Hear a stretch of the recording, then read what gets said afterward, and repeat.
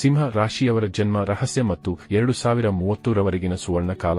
ನಮಸ್ಕಾರ ಸ್ನೇಹಿತರೆ, ನಮ್ಮ ಯೂಟ್ಯೂಬ್ ಚಾನೆಲಿನ ವಿಶೇಷ ಕಾರ್ಯಕ್ರಮಕ್ಕೆ ಸ್ವಾಗತ. ಇಂದು ನಾವು ಜ್ಯೋತಿಷ್ಯ ಶಾಸ್ತ್ರದ ಅತ್ಯಂತ ಶಕ್ತಿಶಾಲಿ ರಾಶಿಗಳಲ್ಲಿ ಒಂದಾದ ಸಿಂಹ ರಾಶಿಯ ಬಗ್ಗೆ ಮಾತನಾಡುತ್ತಿದ್ದೇವೆ. ನಿಮ್ಮ ಜನ್ಮ ಸಿಂಹ ರಾಶಿಯಲ್ಲಿ ಏಕೆ ಆಯಿತು? 2030ರವರೆಗೆ ನಿಮ್ಮ ಜೀವನದಲ್ಲಿ ಎಂತಹ ದೊಡ್ಡ ಬದಲಾವಣೆಗಳು ಕಾಯುತ್ತಿವೆ? ಶನಿ ದೆಸೆ ಅಥವಾ ಶನಿ ದಯ ನಿಮ್ಮ ಮೇಲೆ ಎಂತಹ ಪ್ರಭಾವ ಬೀರಲಿದೆ? ಈ ಎಲ್ಲ ಪ್ರಶ್ನೆಗಳಿಗೆ ಇಂದು ನಾವು ಉತ್ತರ ಕಂಡುಕೊಳ್ಳೋಣ. ಒಂದು ವೇಳೆ ನಿಮಗೆ ಯಾರಾದರೂ ತಪ್ಪು ಮಾಡುತ್ತಿದ್ದಾರೆ ಎಂದು ತಿಳಿದಿದ್ದರೂ ಸುಮ್ಮನೆ ಇರಲು ಸಾಧ್ಯವಾಗದಿದ್ದರೆ, ನಿಮ್ಮ ಹಕ್ಕುಗಳಿಗಾಗಿ ಹೋರಾಡುವ ಗುಣ ನಿಮಗಿದ್ದರೆ, ನೀವು ಖಂಡಿತವಾಗಿಯೂ ಈ ವಿಡಿಯೋವನ್ನು ಕೊನೆಯವರೆಗೂ ನೋಡಲೇಬೇಕು. ವಿಡಿಯೋ ಪ್ರಾರಂಭಿಸುವುದಕ್ಕೂ ಮುನ್ನ ಎಂದಿನಂತೆ ನಮ್ಮ ವಿನಂತಿ ಎಂದರೆ, ನೀವಿನ್ನೂ ನಮ್ಮ ಚಾನೆಲ್ ಸಬ್ಸ್ಕ್ರೈಬ್ ಮಾಡಿಲ್ಲವೆಂದರೆ ಈ ಕೂಡಲೇ ನಮ್ಮ ಚಾನೆಲ್ ಅನ್ನು ಸಬ್ಸ್ಕ್ರೈಬ್ ಮಾಡಿ. ಜತೆಗೆ ನಮ್ಮೆಲ್ಲ ವಿಡಿಯೋಗಳ ನಿರಂತರ ಅಪ್ಡೇಟ್ಸ್ಗಳಿಗಾಗಿ ತಪ್ಪದೇ ಪಕ್ಕದ ಬೆಲ್ ಐಕಾನ್ ಬಟನ್ ಕೂಡ ಕ್ಲಿಕ್ ಮಾಡಿ. ನಿಮ್ಮ ಜೀವನದಲ್ಲಿಯೂ ಏನಾದರೂ ಸಮಸ್ಯೆಗಳು ಬಾಧಿಸುತ್ತಲಿದ್ದರೆ ಈ ಕೂಡಲೇ ಸ್ಕ್ರೀನ್ ಮೇಲೆ ಕಾಣ್ತಿರುವ ನಮ್ಮ ಗುರೂಜಿ ನಂಬರಿಗೆ ಕರೆ ಮಾಡಿ ಶೀಘ್ರವೇ ಶಾಶ್ವತ ಪರಿಹಾರ ಕಂಡುಕೊಳ್ಳಿ. ಸಿಂಹ ರಾಶಿಯ ಸ್ವಭಾವ ಮತ್ತು ಜನ್ಮ ರಹಸ್ಯ. ಸಿಂಹ ರಾಶಿ ಎಂದರೆ ಅದು ಬೆಂಕಿಯ ತತ್ವದ ರಾಶಿ. ಈ ರಾಶಿಯ ಅಧಿಪತಿ ಸಾಕ್ಷಾತ್ ಸೂರ್ಯದೇವ. ಸೂರ್ಯನು ನವಗ್ರಹಗಳ ರಾಜ. ಉಳಿದೆಲ್ಲ ಗ್ರಹಗಳು ಸೂರ್ಯನ ಸುತ್ತಲೇ ಪ್ರದಕ್ಷಿಣೆ ಹಾಕುತ್ತವೆ. ಸಿಂಹ ರಾಶಿಯವರು ಹುಟ್ಟುತ್ತಲೇ ನಾಯಕತ್ವದ ಗುಣಗಳನ್ನು ಹೊಂದಿರುತ್ತಾರೆ. ಇವರಲ್ಲಿ ತಾಳ್ಮೆ ಸ್ವಲ್ಪ ಕಡಿಮೆ ಇರಬಹುದು, ಆದರೆ ರಾಜನ ಗುಣವಿರುವ ಇವರು ಒಳಗಿನಿಂದ ತುಂಬಾ ಭಾವುಕರು.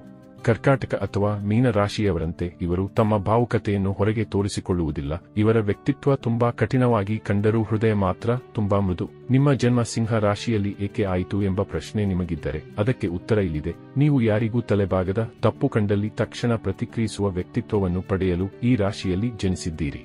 ನಿಮ್ಮ ತಂದೆ ತಾಯಿಯರ ಮೇಲೆ ನಿಮಗೆ ಅಪಾರ ಗೌರವವಿದ್ದರೂ ಅವರು ತಪ್ಪು ಮಾಡಿದಾಗ ಅದನ್ನು ಎತ್ತಿ ತೋರಿಸುವ ಧೈರ್ಯ ನಿಮಗಿದೆ. ನಿಮ್ಮ ನೇರ ಮಾತುಗಾರಿಕೆಯೇ ನಿಮಗೆ ಶತ್ರುಗಳನ್ನು ಸೃಷ್ಟಿಸುತ್ತದೆ, ಏಕೆಂದರೆ ಜನರಿಗೆ ಹೊಗಳಿಕೆ ಇಷ್ಟ, ಆದರೆ ನೀವು ಸತ್ಯವನ್ನೇ ಹೇಳುತ್ತೀರಿ. ಅದೃಷ್ಟ ತರುವ ರಾಶಿಗಳು ಮತ್ತು ಮಹತ್ವದ ವಯಸ್ಸು. ಜೀವನದಲ್ಲಿ ಕೆಲವೊಂದು ರಾಶಿಯವರ ಬೆಂಬಲ ಸಿಕ್ಕರೆ ಸಿಂಹ ರಾಶಿಯವರು ಅದ್ಭುತಗಳನ್ನು ಮಾಡಬಹುದು.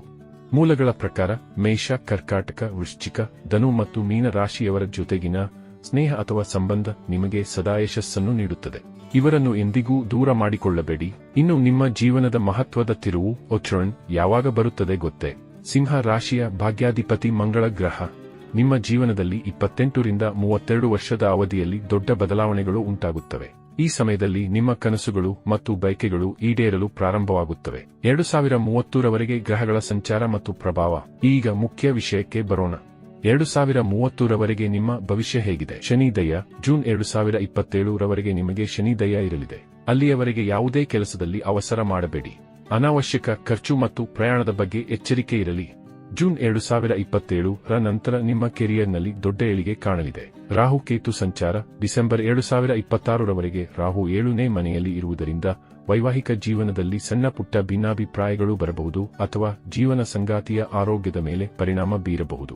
ಆದರೆ 2027ರ ನಂತರ ರಾಹು 6ನೇ ಮನೆಗೆ ಬಂದಾಗ ಶತ್ರುಗಳ ಮೇಲೆ ವಿಜಯ ಸಾಧಿಸುವಿರಿ ಮತ್ತು ಸ್ಪರ್ಧಾತ್ಮಕ ಪರೀಕ್ಷೆಗಳಲ್ಲಿ ಯಶಸ್ಸು ನಿಮ್ಮದಾಗಲಿದೆ. ಗುರುಬಲ. ಜೂನ್ 2026ರಂದು ಗುರು ಗ್ರಹವು ತನ್ನ ಉಚ್ಚ ಸ್ಥಾನಕ್ಕೆ ಬರುತ್ತದೆ ಮತ್ತು 2027ರಲ್ಲಿ ನಿಮ್ಮ ಮೊದಲನೇ ಮನೆಗೆ ಪ್ರವೇಶಿಸುತ್ತದೆ.